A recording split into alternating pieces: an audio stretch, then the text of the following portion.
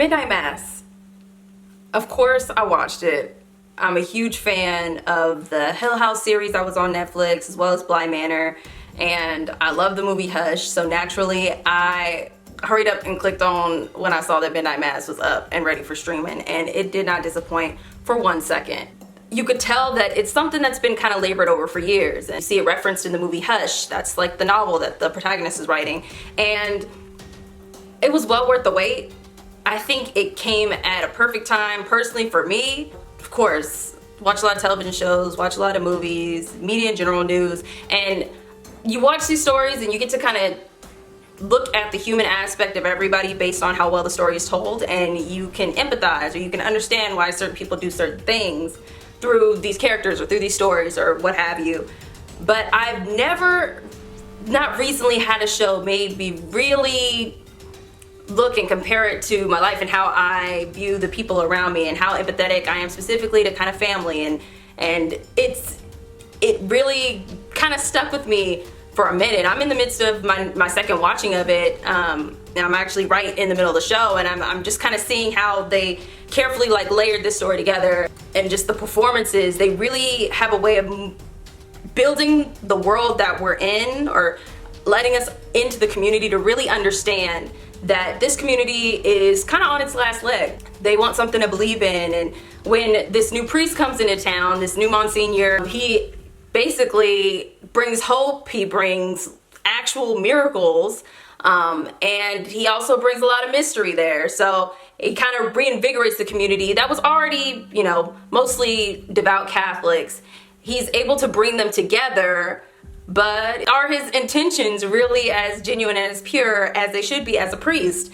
And that's where the story gets very interesting. And I love the fact that the plot twists, or the things that kind of have your jaw drop as the series, you know, presses on, are so well timed that you don't see it coming, but once you finally catch up and they're gonna let you know and confirm, oh, what you just figured out, it's like, man, they did such a good job of making sure they revealed this at the right time.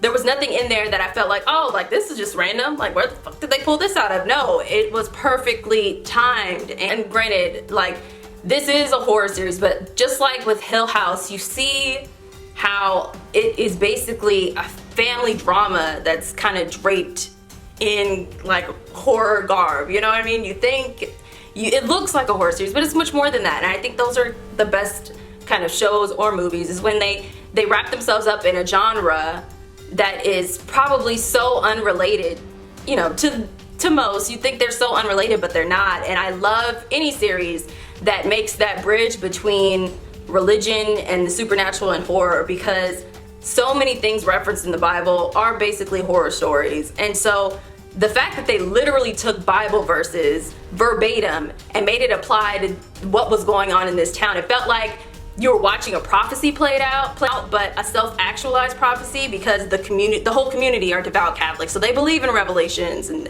Genesis, and they believe all these things to be true. They believe in, you know, doing the ritual where you eat, you know, Christ's flesh and drink some of his blood through the communion wine. It's kind of how I was raised too. You know, if you're a Christian, those are kind of some of the customs that as a kid you don't really question because it's normal, but then as you get older, you're just like, hey, this seems kind of, you know, like something I would see out of a horror movie. So just to literally have, again, the scriptures quoted verbatim, you understand how these people that are so devoutly Christian, that are Catholic, that have, you know, these certain values and this certain, you know, the certain standard of morality, how they're easily able to tailor it to what was happening and justify the things that were happening, because they were willing to accept the miracles, but at the same time they were also willing to accept, for lack of better terms, sacrifices. I mean, you have one character, a young girl who happens to be the daughter of the mayor of the town, and she's paraplegic, and it was because of an incident with another person on the island who is, you know, not as devout and as godly. And all of a sudden, one day in church, at the Monsignor's kind of prodding, get up and walk and take her communion, and that's when the miracles start. But then that's also when people start coming up missing. And I just thought that was the build up to how people kind of let the bad in with the good, kind of painted a really good representation, I think, of, you know, what the Bible is or what any religion is, but specifically because I was raised Christian, that's what the belief is. And if you read the Bible, you understand that there's a lot of things that, you know, as we modernize and as we come to understand the world as it is, you probably shouldn't take literally, but there are some people who still take it literally, and I love how they reflected that across the community members of the town. There are some people that are super devout, like the Bev King character, and, you know, then you have the Monsignor, and then you kind of go down to, say, Riley's character, who, you know, was raised in the Catholic Church, but doesn't necessarily believe in that anymore. You have all those other characters in between who believe in it, but aren't, you know, aren't living and dying by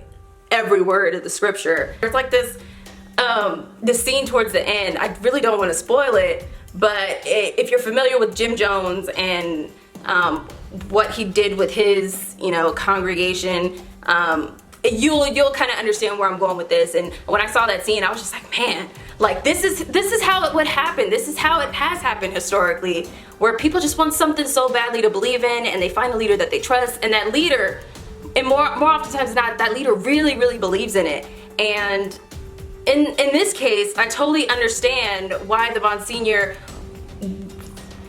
perceived things the way he did. And I'll just put it that way, because I knew, you know, when you watch these kind of shows, you're looking for who's gonna be the one that starts all the shit, right? You're looking for who's gonna be the bad guy. And what I found particularly interesting about the Monsignor's character is, I don't know if it's something about the actor per se, or just, I don't know what it was, but I did not feel like this was gonna end up being the be all end all, you know, bad guy. I didn't think he was coming from a bad place.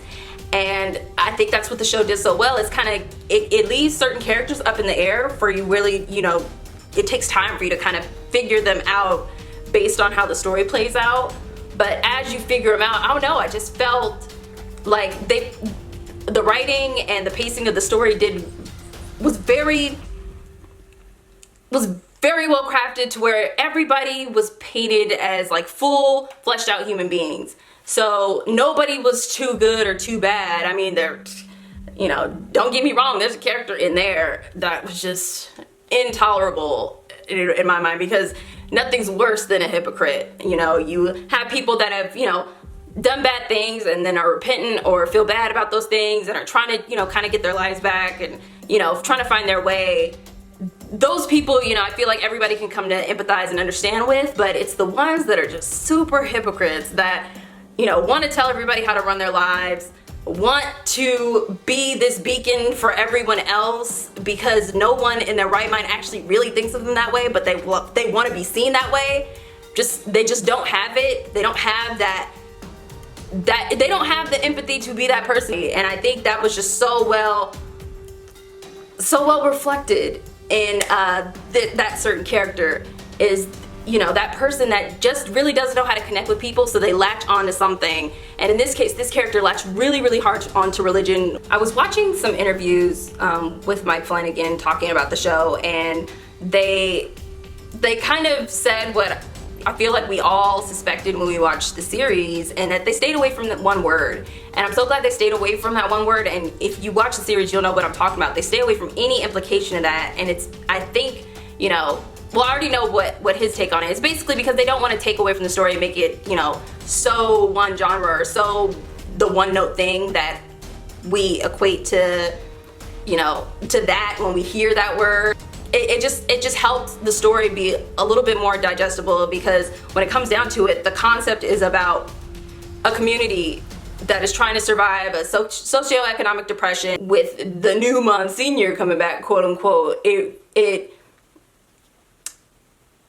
was supposed to re-energize the community, but it really actually ended up being some self-actualized prophecy that, you know, closely mimics the Bible, but in a way that one wouldn't normally interpret. And, you know, I'm a sucker for all this kind of stuff, so I thought the show was pretty cool. If you get a chance, and you know you'll get a chance, please watch it. And I've had talked to people who say, oh, well, what is this getting at? Watch the first three episodes and really get soaked into the world and kind of understand who everybody is and how the show presents it. And then, you know, things are going to take off, but just kind of let the story guide you. Have some patience, build with it, because it's not a slow show at all. I think just people are so used to seeing, you know, wanting to know everything that's coming and want to expect it, that they don't let the story kind of sink in. It's just like, let it sink in. I've noticed it's so good on the second watch run, and probably in multiple watches to come, because there's so many things you could pick up on that you don't pick up on the first watch that start to automatically click, and it's like, oh, there was a hint right there of what was to come. So definitely, if you love stories that unfold like that, you're definitely gonna love this one. And even if you don't, just give it a chance. It's well worth the watch. Netflix has been coming out with a few bangers. Squid Game, I know y'all watch it. It's trending #1, but I definitely have thoughts on that. Don't know if I'm gonna record it though, because it's a lot. You know, I got a lot of opinions. You all know this, but it was really good. So definitely watch that one too. And I'll see y'all next time. Bye.